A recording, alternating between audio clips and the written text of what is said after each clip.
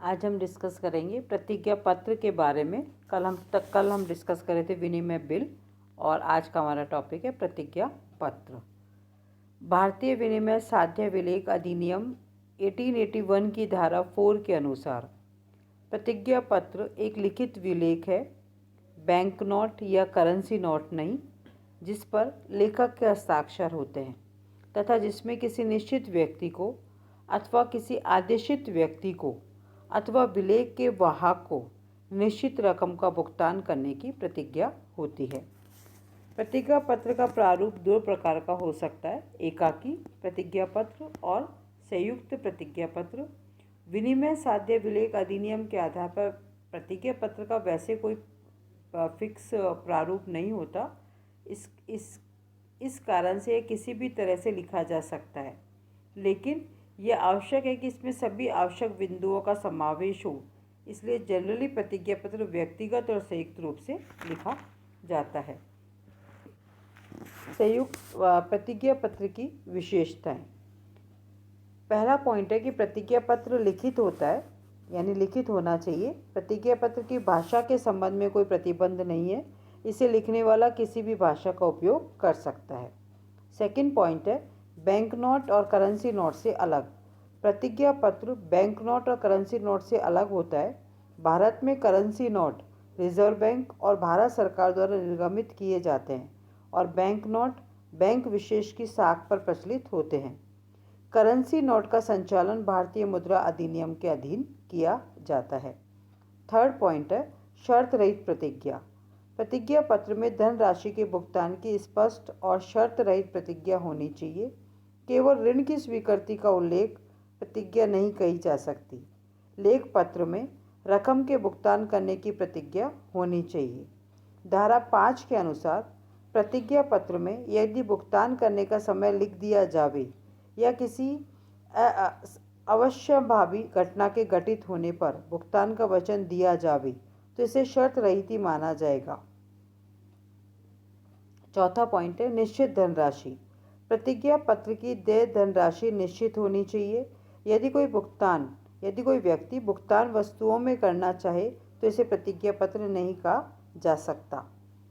यदि लेखक 5,000 रुपये या शेष देय राशि के भुगतान का वचन देता है तो ऐसा प्रतिज्ञा पत्र राशि की अनिश्चितता के कारण व्यर्थ माना जाएगा। धारा 18 के अनुसार यदि शब्दों और अंकों में लिखी धनराशि अलग अलग है तो शब्दों में लिखी धनराशि मान्य होगी। पांचवा पॉइंट है निश्चित लेखक।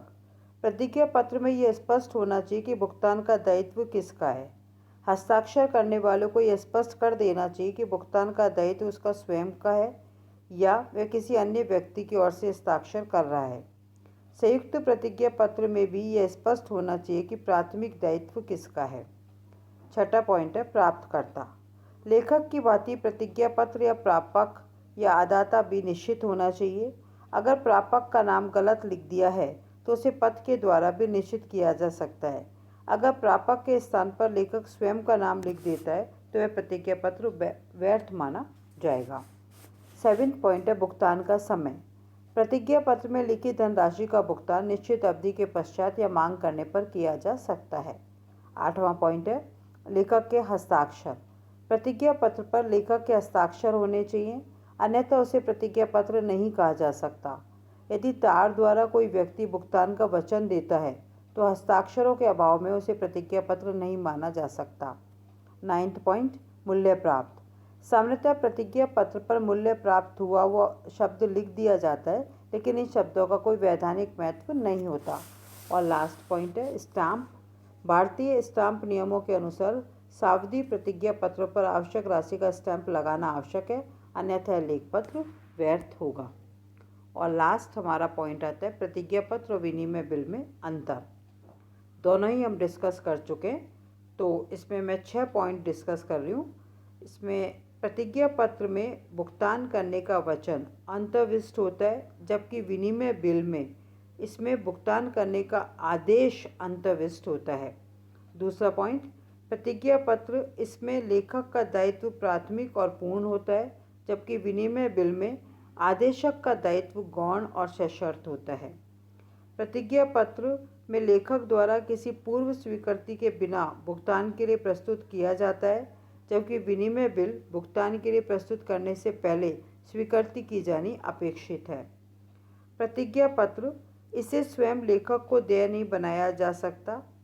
और विनिमय बिल की स्थिति में आदेशक और आदाता या आदेशित और आदाता एक ही व्यक्ति हो सकते हैं। प्रतिज्ञा पत्र में दो पक्ष होते हैं, अर्थात लेखक तथा आदाता। और विनिमय बिल की दशा में तीन पक्षकार होते हैं, आदेशक, आदेशित और आदाता।